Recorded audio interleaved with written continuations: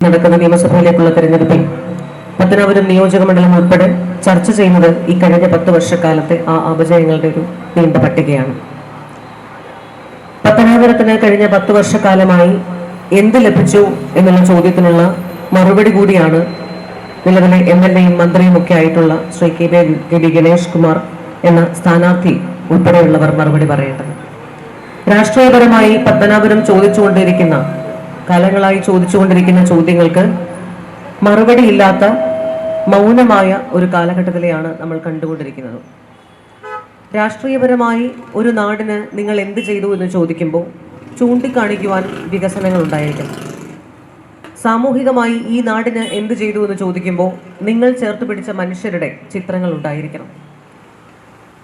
ഈ നാടിൻ്റെ മുന്നോട്ടുള്ള യാത്രയ്ക്കായിട്ട് നിങ്ങളൊരു വ്യക്തി എന്നുള്ള നിലയിൽ എന്ത് സംഭാവന ചെയ്തു എന്ന് പറയുമ്പോൾ അവനവൻ്റെ അഴിമതിരഹിതമായ കൈകളും അവനവൻ്റെ തെളിമയാർന്ന വ്യക്തിത്വവും മുന്നിൽ വെക്കുവാനുണ്ടാകണം.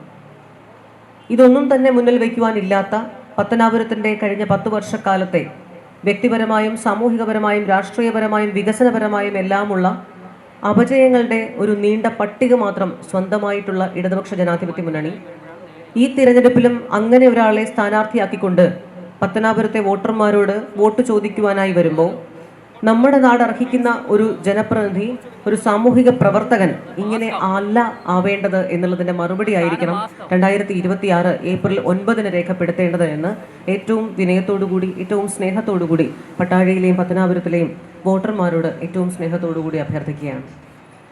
അതുകൊണ്ട് തന്നെ ഇക്കാലയളവിലെല്ലാം തന്നെ കഴിഞ്ഞ വർഷങ്ങളിലെല്ലാം ഈ നാടിൻ്റെ ഈ മണ്ണിലൂടെ പൊതുപ്രവർത്തകൻ എന്ന ഏറ്റവും അർത്ഥപൂർണമായ കറപുരളാത്ത ഒരു നല്ല ജനകീയനായ നേതാവിൻ്റെ എല്ലാ രീതികളിലും ശൈലികളോടും കൂടി ഈ നാട്ടിൽ നമ്മളുടെയൊക്കെയും പ്രിയങ്കരനായ നേതാവായി, സഹയാത്രികനായി, സുഹൃത്തായി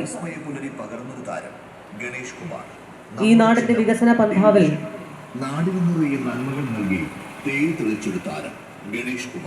നമുക്കൊക്കെയും കൂടെ ഉണ്ടായിരുന്ന പത്തനാപുരത്തിൻ്റെ ഏറ്റവും പ്രിയങ്കരനായ ശ്രീ ജ്യോതികുമാർ ചാമക്കാലയെ വലിയ ഭൂരിപക്ഷത്തിൽ കൈയടയാളത്തിൽ വോട്ട് രേഖപ്പെടുത്തി വലിയ ഭൂരിപക്ഷത്തിൽ വിജയിപ്പിക്കണം എന്ന് ഏറ്റവും സ്നേഹത്തോടുകൂടി പട്ടാഴിയിലെയും പത്തനാപുരത്തെയും സ്നേഹം നിറഞ്ഞ വോട്ടർമാരോട് അഭ്യർത്ഥിക്കുകയാണ്. ഈ നാടിന് നന്മ സമ്പാദിച്ചു എന്ന് പറഞ്ഞുകൊണ്ട് ഇപ്പോൾ നമ്മുടെ മുന്നിലൂടെ പോയ ഒരു വണ്ടിയുണ്ട്. ഈ സമ്പാദിച്ചു കൂട്ടിയ നന്മകളുടെയൊക്കെ ഈ കഴിഞ്ഞ 10 വർഷക്കാലത്തെ വികസനത്തിൻ്റെയൊക്കെ ഇല്ലാതായിക്കൊണ്ടിരിക്കുന്ന ഈ നാടിൻ്റെ വികസന പ്രക്രിയയുടെ ഭാഗമായിട്ട് ഒന്നും തന്നെ ചൂണ്ടിക്കാണിക്കാനില്ലാത്ത വികസനങ്ങളുടെ ഒരു 10 വർഷക്കാലത്തെ നമുക്ക് സംഭാവന ചെയ്ത, സർവോപരി കേരള രാഷ്ട്രീയത്തിലെ ഏറ്റവും രാഷ്ട്രീയത്തെ മാലിന്യമാക്കുന്ന, രാഷ്ട്രീയ മാലിന്യത്തെ പുറത്തേക്ക് വിടുന്ന തരത്തിലുള്ള വ്യക്തി ജീവിതത്തിനെ മാത്രം നിരന്തരമായി ചാനൽ റൂമുകളിൽ ചർച്ച ചെയ്യേണ്ടി വരുന്ന ഒരു സാഹചര്യത്തെ ഈ നാടിൻ്റെ കൂടി പത്തനാപുരത്തിൻ്റെ കൂടെ പേര് അങ്ങേയറ്റം കളങ്കപ്പെടുത്തിക്കൊണ്ട് മുന്നോട്ട് വെച്ചയാളാണ് ഇവിടുത്തെ ഇടതുപക്ഷത്തിൻ്റെ സ്ഥാനാർത്ഥി.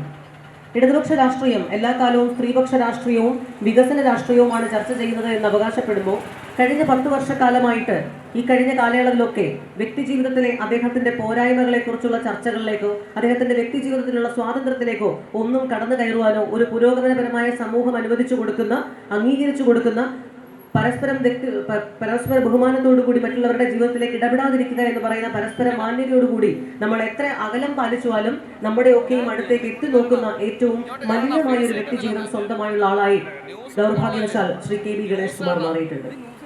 അത്തരത്തിലുള്ളൊരു സ്ഥാനാർത്ഥി ജനകീയനാണ്, ജനപ്രതിനിധിയാണ് എന്ന് എത്രയൊക്കെ അവകാശപ്പെടുവാൻ സാധിച്ചാലും ഒരു പൊതുപ്രവർത്തകന്റെ മേലങ്കി അണിയുവാൻ, ഒരു പൊതുപ്രവർത്തകൻ എന്നുള്ള നിലയിൽ പ്രവർത്തിക്കുവാൻ എത്രത്തോളം അദ്ദേഹത്തിന് സാധിക്കുന്നു എന്നുള്ള ചോദ്യത്തിന് അദ്ദേഹം വ്യക്തമായി മറുപടി പറയേണ്ടതാണ്. കഴിഞ്ഞ കാലയളവുകളൊക്കെ മറ്റു ചിലവർക്ക് നേരെയുള്ള ആരോപണങ്ങൾ വരുമ്പോൾ ആ ആരോപണങ്ങളെയൊക്കെ ഏറ്റവും മോശപ്പെട്ട ഭാഷയിലുള്ള ഹാസ്യമാണ് എന്ന് പറഞ്ഞുകൊണ്ട് അപഹാസ്യയുടെ അങ്ങേയറ്റത്തെ ജീർണമായ ഭാഷ ഉപയോഗിച്ചുകൊണ്ട് അത്തരത്തിൽ ആരോപണം നേരിടുന്നവരെ ഒക്കെ വിമർശിക്കുമ്പോൾ സ്വന്തം ജീവിതത്തിലേക്ക് വിരൽ ചൂണ്ടി നിൽക്കുന്ന ഒരു ചൂണ്ടുവിരൽ അങ്ങോട്ട് ചൂണ്ടുമ്പോൾ 4 വിരലുകൾ തന്നിലേക്ക് ചൂണ്ടുന്നുണ്ട്. ആ ചൂണ്ടുന്ന വിരലുകൾക്കുള്ള മറുപടി എന്താണ് എന്നുള്ള ചോദ്യത്തിന് മറുപടി ഇല്ലാത്തതാണ്. ഈ കേരളം കഴിഞ്ഞ ദിവസങ്ങളിലൊക്കെ ചർച്ച ചെയ്ത് രാഷ്ട്രീയപരമായിട്ട് കെ ബി ഗണേഷ് കുമാറിന്റെ ഭാര്യ മുന്നോട്ട് വെച്ച ഒരു ആരോപണങ്ങളെയുമല്ല, ഏറ്റവും വ്യക്തിപരമായി തന്റെ വ്യക്തി ജീവിതത്തിൽ ഉണ്ടാകുന്ന പ്രശ്നങ്ങളെക്കുറിച്ച് ഇടപെടുവാൻ സംസ്ഥാനത്തെ മുഖ്യമന്ത്രിയും മുഖ്യമന്ത്രിയുടെ മകളുമൊക്കെ സഹായിക്കണമെന്ന് ആവശ്യപ്പെടുന്ന ഒരു സുഹൃത്തിനെ, സഹോദരിയെ ഒക്കെ നമ്മൾ കണ്ടതാണ്. ആ സാഹചര്യത്തിലൊക്കെ ഒരു സംസ്ഥാന ഗവൺമെന്റ് സ്വീകരിച്ച സ്ത്രീ വിരുദ്ധ നിലപാടുകൾ നമ്മൾ കണ്ടതാണ്. ആ സ്ത്രീ വിരുദ്ധ നിലപാടുകൾ പറയുമ്പോൾ അദ്ദേഹത്തിന്റെ വ്യക്തിജീവിതത്തെക്കുറിച്ച് സംസാരിക്കുവാനോ ചോദ്യം ചെയ്യുവാനോ ഞാൻ ആഗ്രഹിക്കുന്നില്ല. പക്ഷേ ഇദ്ദേഹത്തിന് ഇത്തരത്തിലുള്ള ഒരു പ്രവൃത്തിയിലൂടെ, ഇത്തരത്തിലുള്ള പ്രവൃത്തികളിലൂടെ, ഇത്തരത്തിൽ നിരന്തരമായി അദ്ദേഹത്തിന്റെ വ്യക്തിജീവിതത്തിലേക്ക് ഉണ്ടാകുന്ന, സമൂഹത്തിലുണ്ടാകുന്ന ചർച്ചകളിലൂടെ ഈ ചോദ്യങ്ങൾക്ക് മറുപടിയായിട്ട് എന്ത് സോഷ്യൽ ഇമ്പാക്റ്റ് ആണ് തന്റെ ജീവിതം കൊണ്ട്, ഈ സമൂഹത്തിലേക്ക് എന്ത് മെസ്സേജ് ആണ് തന്റെ ജീവിതവും തന്റെ പ്രവർത്തനവും കൊണ്ട് അദ്ദേഹത്തിന് മുന്നോട്ട് വയ്ക്കാൻ സാധിക്കുന്നത് എന്നുള്ള ചോദ്യത്തിന് അദ്ദേഹത്തിന് മറുപടി പറയാൻ സാധിക്കുന്നുണ്ടോ എന്ന് മാത്രമാണ് നമുക്ക് ചോദിക്കാനുള്ളത്. അദ്ദേഹത്തിന്റെ മറുപടിയാണ് നമുക്ക് വേണ്ടത്. നമ്മുടെ ചോദ്യം ഇടതുപക്ഷ ഗവൺമെന്റിനോടാണ്, നമ്മുടെ ചോദ്യം പത്തനാപുരത്തെ MLA യോടാണ്. ചോദിക്കാനുള്ള ചോദ്യങ്ങൾ വികസന രാഷ്ട്രീയത്തെക്കുറിച്ചാണ്, ചോദിക്കാനുള്ള ചോദ്യങ്ങൾ മൂല്യാധിഷ്ഠിത രാഷ്ട്രീയത്തെക്കുറിച്ചാണ്. ഈ ചോദ്യങ്ങളെക്കുറിച്ച് ചോദിക്കുമ്പോഴൊക്കെ മറുപടി പറയുവാൻ ബാധ്യസ്ഥനാണ് ഇടതുപക്ഷ ഗവൺമെന്റ് ആണ് എങ്കിലും, ഈ നാട്ടിലെ ജനപ്രതിനിധിയാണ് എങ്കിലും, ചോദ്യങ്ങൾ പൊതുസമൂഹത്തിന്റെ ഭാഗമായിട്ടുണ്ട് എങ്കിൽ മറുപടി പറയുക എന്ന ധാർമ്മികമായ ഉത്തരവാദിത്തം അദ്ദേഹത്തിനുണ്ട്. പക്ഷേ ഈ ചോദ്യങ്ങൾക്ക് അദ്ദേഹത്തിന് മറുപടി പറയാൻ സാധിക്കുന്നില്ല എങ്കിൽ, ഉത്തരം മുട്ടുന്നുണ്ട് എങ്കിൽ, അവിടെയാണ് ഈ ചോദ്യങ്ങൾ ഈ നാടിന്റെ വികസനത്തിനോ, ഈ നാടിന്റെ ജനാധിപത്യപരമായ നിലനിൽപ്പിനോ, ഈ നാടിന്റെ മുന്നോട്ടുള്ള യാത്രയ്ക്കോ, ഈ നാട്ടിലേക്ക് അദ്ദേഹം പങ്കുവയ്ക്കുന്ന യാതൊരു വിധമായ സാമൂഹിക സന്ദേശങ്ങൾക്കോ പ്രസക്തിയില്ല എന്ന് പറയേണ്ടി വരുന്നു.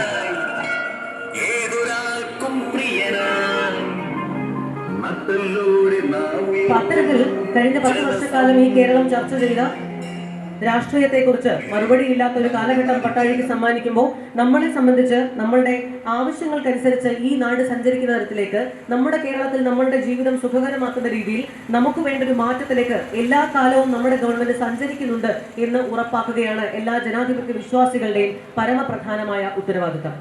നമ്മൾ ഈ പറയുന്ന നമ്മളുടെ വീട് പോലെയാണ് നമ്മളുടെ സമൂഹവും.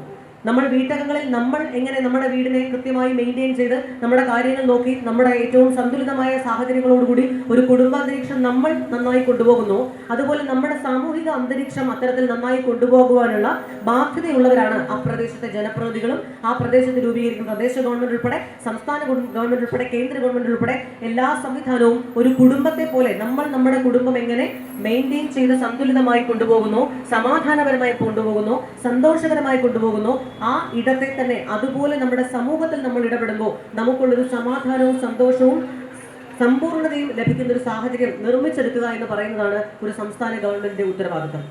ആ സംസ്ഥാന ഗവൺമെന്റിന്റെ പ്രതിനിധിയായി, ഒരു നിയമസഭാ സാമാജികനായി ഈ നാട്ടിൽ ഒരു വ്യക്തി പ്രവർത്തിക്കണം എന്നുണ്ടെങ്കിൽ ശ്രീ ജ്യോതികുമാർ ചാമക്കാലയെ പോലെ കഴിഞ്ഞ കാലയളവിലൊക്കെ പൊതുപ്രവർത്തനത്തിന്റെ ഏറ്റവും മനോഹരമായ, അഴിമതിരഹിതമായ, ഏറ്റവും മനോഹരമായ ശൈലിയിൽ പ്രവർത്തിച്ചു വന്ന, നമ്മളുടെ ഒക്കെയും സുഹൃത്തായി ഈ നാട്ടിലെ എല്ലാ ആവശ്യങ്ങൾക്കും നിരന്തരമായി ഇടപെട്ടുകൊണ്ടിരുന്ന, ഏറ്റവും സൗമ്യനായ, ആരോപണങ്ങളില്ലാത്ത, ഏറ്റവും ശാന്തമായ ഒരു വ്യക്തി ജീവിതവും സാമൂഹിക ജീവിതവും പൊതുജീവിതവും പൊതുപ്രവർത്തനവും അവകാശപ്പെടാനുള്ള ഏറ്റവും സംശുദ്ധനായ ഒരു നേതാവിനെയാണ് തീർച്ചയായിട്ടും ഈ നാട്, പത്തനാപുരവും പട്ടാഴിയും ഒക്കെ ആഗ്രഹിക്കുന്ന ഒരു നിയമസഭാ സാമാജികനായി മാറേണ്ടത്. അതുകൊണ്ട് തന്നെ ഒരു വ്യക്തിയുടെ, ആ വ്യക്തിയുടെ തെളിമയും ആ വ്യക്തിയുടെ കാര്യപ്രാപ്തിയും, ഒരു പൊതുപ്രവർത്തകനും ജനപ്രതിനിധിയും ആകുവാൻ ആ വ്യക്തിക്ക് എത്രത്തോളം സാധിക്കുന്നുണ്ട് എന്നുള്ള ചോദ്യങ്ങൾക്ക് മറുപടി ഉണ്ട് എങ്കിൽ ആ ചോദ്യത്തിന് ഉത്തരമായി നമുക്ക് ഉറപ്പായിട്ടും 2026 ഏപ്രിൽ 9 ഉണ്ടാകേണ്ട പേര്, പത്തനാപുരം നിയോജക മണ്ഡലത്തിലെ ഏറ്റവും പ്രിയപ്പെട്ട വോട്ടർമാരെല്ലാവരും ശ്രീ ജ്യോതികുമാർ ചാമക്കാലയെ ആ ഒരു തീരുമാനത്തിലേക്ക്, ആ ഒരു പേരിലേക്ക് എത്തിച്ചേർന്ന് കൈയടയാളത്തിൽ വോട്ടുകൾ രേഖപ്പെടുത്തി വലിയ ഭൂരിപക്ഷത്തോടു കൂടി വിജയിപ്പിക്കണമെന്ന് ഒരിക്കൽ കൂടി നിങ്ങളോട് ഏവരോടും ഏറ്റവും സ്നേഹത്തോടു കൂടി അഭ്യർത്ഥിക്കുകയാണ്. ഒരു നാടിന്റെ മുന്നോട്ട് പോക്കിന് കഴിഞ്ഞ 10 വർഷക്കാലം നമ്മൾ ചർച്ച ചെയ്ത രാഷ്ട്രീയത്തെക്കുറിച്ചൊന്നും ആവർത്തിക്കുവാൻ ഞാൻ ആഗ്രഹിക്കുന്നില്ല. എന്നിരുന്നാലും ആരോഗ്യ മേഖലയിലും, വിദ്യാഭ്യാസ മേഖലയിലും, കാർഷിക മേഖലയിലും, റവന്യൂ മേഖലയിലും ഒക്കെയായി നമ്മുടെ നാട്ടിലെ എല്ലാ വികസിതമായ പൊതുമരാമത്ത്, ടൂറിസം വകുപ്പ് ഉൾപ്പെടെ, കേരളത്തിലെ ആഭ്യന്തര വകുപ്പ് ഉൾപ്പെടെ നമ്മൾ ചർച്ച ചെയ്തുകൊണ്ടിരിക്കുന്ന എല്ലാ വിഷയങ്ങളും, നമുക്ക് ചോദ്യങ്ങളായി ഉന്നയിക്കുവാനുള്ള എല്ലാ ചോദ്യങ്ങൾക്കും മറുപടി ഇല്ലാത്ത ഒരു കാലത്തിലേക്കാണ് കഴിഞ്ഞ 10 വർഷക്കാലവും ഈ സംസ്ഥാന ഗവൺമെന്റ് സഞ്ചരിച്ചുകൊണ്ടിരുന്നത്. ഈ സംസ്ഥാനത്തെ ആഭ്യന്തര വകുപ്പ് ഈ നാടിന്റെ സമാധാന അന്തരീക്ഷം നിലനിർത്തുന്നതിൽ വലിയ പരാജയമായി മാറിയിട്ടുള്ള ഒരു കാഴ്ചയാണ് നമ്മൾ കണ്ടിട്ടുള്ളത്. വിലക്കയറ്റത്തിലൂടെ സാധാരണക്കാരനെ ബുദ്ധിമുട്ടിക്കുന്ന സപ്ലൈകോ വകുപ്പിനെയാണ്, സിവിൽ സപ്ലൈസ് വകുപ്പിനെയാണ് നമ്മൾ കണ്ടുകൊണ്ടിരിക്കുന്നത്. ഈ നാടിന്റെ സാമ്പത്തിക സുരക്ഷിതത്വത്തിന് വേണ്ടിയിട്ട്, ഈ നാടിന്റെ വരുമാനത്തിന് വേണ്ടിയിട്ട്, ഈ നാടിന്റെ മുന്നോട്ടുള്ള യാത്രയ്ക്ക് വേണ്ടിയിട്ട് യാതൊരു സംഭാവനകളും ചെയ്യാതെ എങ്ങനെ അടുത്ത ഭരണം കൂടി നമുക്ക് നിലനിർത്താം എന്നുള്ള ചിന്തയിൽ ഏറ്റവും നിലവാരം കുറഞ്ഞ രാഷ്ട്രീയം മുന്നോട്ട് വയ്ക്കുന്ന ഇടതുപക്ഷ ജനാധിപത്യ മുന്നണിയാണ് നമ്മൾ കണ്ടത്. ഈ നാടിന്റെ വികസനങ്ങൾക്കായി കിഫ്ബിയിൽ നിന്ന് കോടാനുകോടി രൂപ പണം കടമെടുത്തു എന്ന് പറയുമ്പോൾ പത്തനാപുരം നിയോജക മണ്ഡലത്തിലേക്ക് എന്ത് വികസനമാണ് കൊണ്ടുവരാൻ സാധിച്ചിട്ടുള്ളത് എന്നുള്ള ചോദ്യത്തിന് മറുപടിയില്ലാത്ത സംസ്ഥാന ഗവൺമെന്റിന്റെയും നിയമസഭാ സാമാജികരെയുമാണ് നമ്മൾ കണ്ടിട്ടുള്ളത്. ഈ നാട്ടിലെ ഇടതുപക്ഷ ജനാധിപത്യ മുന്നണിയുടെ MLA-മാരായിട്ടുള്ള, മന്ത്രിമാരായിട്ടുള്ള, സഹയാത്രികരായിട്ടുള്ള എല്ലാവരും കാട്ടിക്കൂട്ടിയ അഴിമതിയുടെ ഒരു ചരിത്ര പട്ടിക 2016 മുതൽ പരിശോധിക്കുകയാണ് എങ്കിൽ, ബ്രൂവറി വിവാദം മുതൽ ഈ നാടിനെ മദ്യത്തിന് വേണ്ടി തീരെഴുതി കൊടുക്കുന്ന, ലഹരി കച്ചവടക്കാർക്ക് വിറ്റുകൊടുക്കുന്ന, അത്രയും അധപ്പതിച്ചു പോയുള്ള ഒരു രാഷ്ട്രീയ സംസ്കാരത്തെ സാമ്പത്തിക വരുമാനത്തിന്റെ പേരിൽ മുന്നോട്ട് വയ്ക്കുന്ന ഒരു സംസ്ഥാന ഗവൺമെന്റിനെയാണ് നമ്മൾ കണ്ടത്. ഈ നാട്ടിലെ ജിഷ്ണു പ്രണയ് ഉൾപ്പെടെയുള്ളവരുടെ കൊലപാതക കേസുകൾക്ക് അവർക്ക് ജീവൻ നഷ്ടപ്പെടുമ്പോൾ റാഗിംഗ് കേസുകളിലേക്ക് കോളേജുകളിലേക്കൊക്കെ SFI എന്ന് പറയുന്ന ഒരു കലാപ രാഷ്ട്രീയത്തെ മുന്നോട്ട് വെക്കുന്ന ഇടതുപക്ഷത്തെയാണ് നമ്മൾ മുന്നോട്ട് കണ്ടത്. DYFI എന്ന് പറയുന്ന സഞ്ചരിക്കുന്ന ഗുണ്ടകളിലൂടെ നവകേരള സദസ് എന്നുള്ള പേരിൽ ഒരു കൊള്ള സംഘം സഞ്ചരിച്ചു പോകുമ്പോൾ അതിനൊക്കെയും കൂട്ടു സഞ്ചരിച്ചിരുന്നവർക്ക് ആ സഞ്ചരിച്ചിരുന്നതൊക്കെ തീർത്തുകളിൽ കൈകാര്യം ചെയ്തതൊക്കെയും യുവജന രാഷ്ട്രീയ വിദ്യാർത്ഥി പ്രസ്ഥാനത്തിലെ ഏറ്റവും പ്രതിഷേധത്തിന്റെ സഹിഷ്ണുതയോടുകൂടിയുള്ള പ്രതിഷേധം രേഖപ്പെടുത്തിയ സാധാരണക്കാരായിട്ടുള്ള പ്രവർത്തകരെയാണ്. അത്തരത്തിൽ കേരള രാഷ്ട്രീയം ചർച്ച ചെയ്യേണ്ട ഒരു രാഷ്ട്രീയത്തെയും മുന്നോട്ട് വയ്ക്കുവാൻ സാധിക്കാത്ത ഒരു ഭരണകൂടം കഴിഞ്ഞ 10 വർഷക്കാലം പ്രതിപക്ഷത്തിരുന്നുകൊണ്ട് പ്രതിപക്ഷ രാഷ്ട്രീയമായി ഐക്യ ജനാധിപത്യ മുന്നണി ചർച്ച ചെയ്തതൊക്കെയും ഈ ഭരണപക്ഷ നിലപാടുകൾ ഉണ്ടാകുന്ന പാളിച്ചകളെ കുറിച്ചായിരുന്നു, നിങ്ങളുടെ അസഹിഷ്ണുതയെ കുറിച്ചായിരുന്നു, നിങ്ങളുടെ തെറ്റുകളെ കുറിച്ചായിരുന്നു. ആ ചോദ്യങ്ങൾക്ക് പുതുയുഗ യാത്ര ഉൾപ്പെടെ കഴിഞ്ഞ കുറച്ച് മാസങ്ങളായിട്ട് നമ്മൾ ഈ 140 നിയോജക മണ്ഡലങ്ങളിലൂടെയും പുതുയുഗ യാത്ര കടന്നുപോയപ്പോൾ ആ പുതുയുഗ യാത്ര ചർച്ച ചെയ്തത് ഈ നാട്ടിലെ നമ്മൾ ചർച്ച ചെയ്യേണ്ട രാഷ്ട്രീയമായിരുന്നു. അവിടെ ഒരു രാഷ്ട്രീയപരമായിട്ടുള്ള ഒരു ആരോപണം ഉന്നയിച്ചുകൊണ്ട് അരാഷ്ട്രീയതയുടെ ഒരു ഭാഷ ഉണ്ടാകുവാനോ അരാഷ്ട്രീയതയുടെ ശൈലി ഉണ്ടാക്കുവാനോ നമ്മൾ ആരും ശ്രമിച്ചിരുന്നുമില്ല. ഈ 140 നിയോജക മണ്ഡലങ്ങളിലൂടെയും രാവിലെ നമ്മൾ നടത്തിയിട്ടുള്ളത് പൗരപ്രമുഖന്മാരുടെ ഒരു കൂടിച്ചേരലായിരുന്നില്ല, മറിച്ച് സാധാരണക്കാരായിട്ടുള്ള ജനങ്ങൾ തങ്ങളുടെ ജീവിതത്തിൽ ഉണ്ടാകുന്ന പ്രശ്നങ്ങളെ കുറിച്ച് ഒരു സംസ്ഥാനത്തെ പ്രതിപക്ഷ നേതാവിനോടും പ്രതിപക്ഷത്തെ ഐക്യ ജനാധിപത്യ മുന്നണിയുടെ നേതാക്കന്മാരോടും സംസാരിക്കുവാനും സമ്മതിക്കുവാനും പരാതി പറയുവാനും പരിഹാരം ഉണ്ടാകണമെന്ന് ആവശ്യപ്പെട്ടുകൊണ്ടും വന്നിട്ടുള്ള കഥകളും ജീവിത കഥകളും കേട്ടുകൊണ്ട് അതിന് ആശ്വാസം കൊടുക്കുന്ന ഒരു പ്രതിപക്ഷ നേതാവിനെയും ഐക്യ ജനാധിപത്യ മുന്നണിയുടെ നേതൃത്വത്തെയുമാണ് നമ്മൾ കണ്ടുകൊണ്ടിരുന്നത്. ഇവിടെയൊക്കെയും നമ്മൾ പ്രതിപക്ഷത്തെ കണ്ടുകൊണ്ടിരുന്നത് ഒരു ഭരണകൂടം എങ്ങനെ പ്രവർത്തിക്കണം എന്നുള്ള ശൈലിയിൽ ഈ കേരളത്തിന്റെ ഏറ്റവും മനോഹരമായ രീതിയിൽ പ്രവർത്തിച്ചു വന്നത് കേരളത്തിലെ പ്രതിപക്ഷമാണ്. ആ പ്രതിപക്ഷം നിങ്ങൾക്ക് കാട്ടിത്തന്നതൊക്കെയും ഈ കേരളത്തിലെ ഭരണകൂടം എങ്ങനെ പ്രവർത്തിക്കണം എന്നുള്ളതായിരുന്നു. ഭരണകൂടത്തിന്റെ അസഹിഷ്ണുതയും കടക്കുപുറത്ത് എന്നും വീട്ടിൽ പോയി ചോദിച്ചാൽ മതി എന്നും പറഞ്ഞുകൊണ്ട് ഒരു നാട്ടിലെ ജനകീയമായ ചോദ്യങ്ങൾക്ക് മറുപടി പറയാതെ എണീറ്റ് പോകുന്നവർ. ഇന്നലെ കൂടെ നമ്മൾ കണ്ടു, കേരളത്തിലെ ഒരു മുഖ്യമന്ത്രി മാധ്യമ പ്രവർത്തകരുടെ മുന്നിൽ കേരളത്തിൽ ഏറ്റവും കൂടുതൽ പത്രസമ്മേളനം നടത്തിയിട്ടുള്ളത് കേരളത്തിലെ മുഖ്യമന്ത്രിയാണ് എന്നും മാധ്യമങ്ങളെ കാണുവാനോ ചോദ്യങ്ങളെ ഫേസ് ചെയ്യുവാനോ ഭയമില്ലാത്ത എല്ലാ ചോദ്യങ്ങൾക്കും മറുപടി പറയുന്നയാളാണ് കേരളത്തിലെ മുഖ്യനെന്നും ഇടതുപക്ഷ ജനാധിപത്യ മുന്നണി വലിയ കുപ്രചരണം നടത്തുമ്പോൾ ഇന്നലെ നമ്മൾ എന്താണ് കണ്ടത്? കൈരളിയും ദേശാഭിമാനിയും ചോദിക്കുന്ന ചോദ്യങ്ങൾക്ക് മാത്രം മറുപടി പറയുന്ന കേരളത്തിലെ മുഖ്യമന്ത്രി. CPM-ന്റെ പാർട്ടി ഓഫീസിൽ നിന്ന് സംസ്ഥാന സെക്രട്ടേറിയറ്റ് തീരുമാനിക്കുന്ന ചില ചോദ്യങ്ങൾ എഴുതി കൊടുക്കുമ്പോൾ ആ ചോദ്യങ്ങൾക്ക് മാത്രം മറുപടി പറയുന്ന കൈരളിയുടെയും ദേശാഭിമാനിയുടെയും കയ്യിലുള്ള ആ ചോദ്യങ്ങൾക്ക് മാത്രം മറുപടി പറയുന്ന കേരളത്തിലെ സംസ്ഥാനത്തെ CM. മറ്റുള്ള മാധ്യമപ്രവർത്തകരും മറ്റ് ചാനലുകാരും ചോദിക്കുന്ന ഈ നാടിന്റെ വികസനത്തിനെ കുറിച്ച് ചോദിക്കുമ്പോൾ മറുപടികളില്ലാതെ എഴുന്നേറ്റ് പോകുന്ന കേരളത്തിലെ സംസ്ഥാന മുഖ്യമന്ത്രി. ആ എഴുന്നേറ്റ് പോയ മുഖ്യമന്ത്രി ഇന്നലെ തിരിച്ചു വന്നിരിക്കുന്നത് നമ്മൾ കണ്ടു. നമ്മൾ വിചാരിച്ചു ശരി, തെരഞ്ഞെടുപ്പായതുകൊണ്ട് ജനാധിപത്യപരമായിട്ട് വിപക്ഷ 4 വോട്ട് കിട്ടട്ടെ എന്ന് വിചാരിച്ചെങ്കിലും ചോദ്യങ്ങൾക്ക് മറുപടി പറയുമെന്ന് കരുതി ആ ചോദ്യങ്ങൾക്ക് മറുപടി കേൾക്കാൻ കാത്തിരുന്നപ്പോൾ മൈക്ക് എടുത്ത് വെച്ച് മറുപടി പറയാൻ തൽക്കാല സൗകര്യമില്ല എന്നുള്ള അർത്ഥത്തിൽ സംസാരിച്ചുകൊണ്ട് എഴുന്നേറ്റ് പോകുന്ന കേരളത്തിന്റെ CM-നെയാണ് നമ്മൾ വീണ്ടും കണ്ടത്. അത്തരത്തിൽ ജനാധിപത്യ വിരുദ്ധനായിട്ട് കേന്ദ്രത്തിൽ എങ്ങനെയാണോ RSS-ന്റെയും സംഘപരിവാറിന്റെയും BJP-യുടെയും മേലങ്കി അണിഞ്ഞുകൊണ്ട് ഒരു NDA ഗവൺമെന്റ് രൂപീകരിച്ചുകൊണ്ട് പ്രധാനമന്ത്രി നരേന്ദ്രമോദി മാധ്യമങ്ങളെ കാണുവാൻ ഇത്രയേറെ അസഹിഷ്ണുതയോടുകൂടി പെരുമാറുന്നത്, അതേ അസഹിഷ്ണുതയോടുകൂടി ചോദ്യങ്ങൾക്ക് മറുപടിയില്ലാത്ത കേരള സംസ്ഥാനത്തെ മുഖ്യമന്ത്രിയാണ് കഴിഞ്ഞ ദിവസങ്ങളിലൊക്കെ നമ്മൾ കണ്ടത്. അത്തരക്കാരായിട്ടുള്ള ഒരു നേതൃത്വത്തെ അല്ല കേരളം ആഗ്രഹിക്കുന്നത്. ധാർഷ്ട്യവും ധിക്കാരവും അഹങ്കാരവും സ്വജനപക്ഷപാതവും അഴിമതിയും മാത്രം കൈമുതലാക്കിയ ഒരു സംസ്ഥാന ഗവൺമെന്റിനെ അല്ല കേരളത്തിന് വേണ്ടത്. കേരളത്തിന് വേണ്ടത് സദസ്സിൽ നിന്നൊരു ചോദ്യം വന്നാൽ, മുഖ്യമന്ത്രിയുടെ ഒരു ചോദ്യം വന്നാൽ അസഹിഷ്ണുതയോടുകൂടി പല്ലിഞ്ഞവരെക്കൊണ്ട് മറുപടി പറയുന്ന, രൂക്ഷമായി ഭീകരതയോടുകൂടി നോക്കുന്ന ഒരു മുഖ്യമന്ത്രി അല്ല കേരളത്തിന് വേണ്ടത്. മറിച്ച് ഏറ്റവും സ്നേഹത്തോടുകൂടി ഞങ്ങൾ എടുത്തിട്ടുള്ള നിലപാട് ഇതാണ്, അത് കേരളത്തിന് വേണ്ടിയിട്ടാണ്, ഈ നാടിന് വേണ്ടിയിട്ടാണ് ഈ സംസ്ഥാന ഗവൺമെന്റ് ഇങ്ങനെ തീരുമാനിച്ചത്, നമുക്ക് ആലോചിക്കാം, അത് വരട്ടെ എന്ന് പറഞ്ഞുകൊണ്ട് ചിരിച്ചുകൊണ്ട് മറുപടി പറയുന്ന ശ്രീ ഉമ്മൻചാണ്ടിയെ നമ്മൾ കഴിഞ്ഞ ദിവസങ്ങളിൽ അദ്ദേഹത്തിന്റെ ഒരു വീഡിയോ ആണ് കഴിഞ്ഞ ദിവസങ്ങളിലൊക്കെ പ്രചരണത്തിൽ നമ്മൾ കണ്ടുകൊണ്ടിരിക്കുന്നത്. അത്രയും സ്നേഹത്തോടുകൂടിയും അത്രയും സമഭാവനയോടുകൂടിയും നമുക്കൊരു സമൂഹത്തെ സ്വീകരിക്കാൻ സാധിക്കുന്നില്ല എങ്കിൽ, അതിനെ ബോധ്യപ്പെടുന്നില്ല എങ്കിൽ, ഭരണത്തിന്റെയും അധികാരത്തിന്റെയും അഹന്ത നിങ്ങളുടെ തലയിലേക്ക് കടന്നു കയറി നിങ്ങളുടെ കണ്ണുകളിൽ ഇരുട്ട് ബാധിച്ചിട്ടുണ്ടെങ്കിൽ, നിങ്ങൾ അഴിമതിക്കാരായി പരിണമിച്ചിട്ടുണ്ടെങ്കിൽ വീട്ടിലിരുന്നാൽ മതി എന്ന തീരുമാനത്തിലേക്ക് തന്നെ 2026 ഏപ്രിൽ മാസം 9-ാം തീയതി പത്തനാപുരം നിയോജക മണ്ഡലത്തിലെ സാധാരണക്കാരായ ജനങ്ങൾ, നിഷ്പക്ഷ രാഷ്ട്രീയം മുന്നോട്ട് വയ്ക്കുന്നവർ, ജനാധിപത്യ വിശ്വാസികൾ, വോട്ടർമാർ അങ്ങനെ ഒരു തീരുമാനം എടുക്കുമെന്നുള്ള ഉറപ്പിലേക്കാണ് ഐക്യ ജനാധിപത്യ മുന്നണി നിങ്ങൾക്ക് ഉറപ്പ് നൽകുന്നത്. കേരളത്തിൽ കഴിഞ്ഞ കാലങ്ങളിലൊക്കെ നമ്മൾ ഏറ്റവും കൂടുതൽ ചർച്ച ചെയ്തത് എന്താണ്? ഒരു മുഖ്യമന്ത്രിയുടെ ഓഫീസ് സ്വർണ്ണ കള്ളക്കടത്തിന്റെ ഇടമായിട്ട് മാറുന്നു.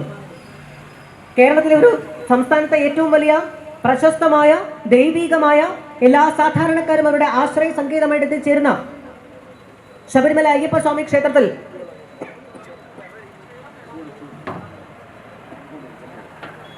സ്വർണ്ണ കൊള്ള മാത്രം നടക്കുന്നു.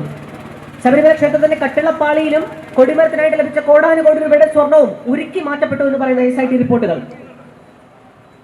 ഉരുക്കി മാറ്റപ്പെട്ട സ്വർണം തിരിച്ചു ലഭിക്കാൻ സാധിക്കില്ല എന്ന് പറയുന്ന SIT റിപ്പോർട്ടുകൾ. അന്താരാഷ്ട്ര ബന്ധവും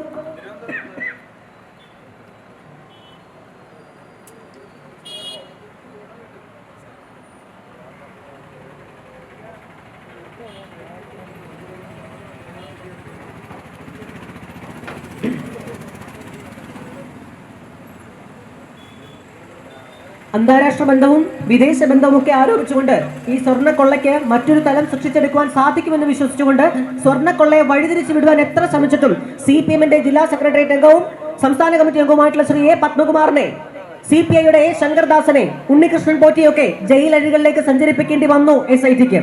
എന്നിരുന്നാലും 90 ദിവസത്തിനകം കുറ്റപത്രം സമർപ്പിക്കാതെ അവരെയൊക്കെ പുറത്തേക്ക് വിടുമ്പോൾ ഈ കേരളത്തിന്റെ സാധാരണക്കാരായ നികുതിദായകരായ അധ്വാനിച്ച് ജീവിക്കുന്ന സാധാരണക്കാരായ മനുഷ്യരുടെ അവരുടെ വരുമാനത്തിന്റെ പങ്കുപറ്റി ആ വരുമാനവും ആ തുകയും മുഴുവൻ എടുത്തുകൊണ്ട് അഴിമതി പണത്തിനായിട്ട് അഴിമതിക്കായിട്ട് മാത്രം കൂട്ടുനിൽക്കുന്ന ഒരു സംസ്ഥാന ഗവൺമെന്റ് വിശ്വാസികളുടെയും ആചാരത്തിന്റെയും വിശ്വാസികളുടെയും ഒക്കെ സംരക്ഷകരായി, ഈ നാടിന്റെ മതേതരത്വത്തിന്റെ സംരക്ഷകരായി, സാധാരണക്കാരുടെ എല്ലാം വിശ്വാസികളുടെയും അവിശ്വാസികളുടെയും ഒക്കെ സംരക്ഷകരായി ഒരേപോലെ എല്ലാവരെയും കണ്ടുകൊണ്ട് എല്ലാവരെയും ഒരുപോലെ ചേർത്ത് പിടിക്കേണ്ട ഒരു സംസ്ഥാന ഗവൺമെന്റ് ദൗർഭാഗ്യവശാൽ അഴിമതിയുടെ ഇടമൊരുക്കുന്നവരായി പരിണമിക്കുന്ന കാഴ്ചയാണ് നമ്മൾ കണ്ടത്.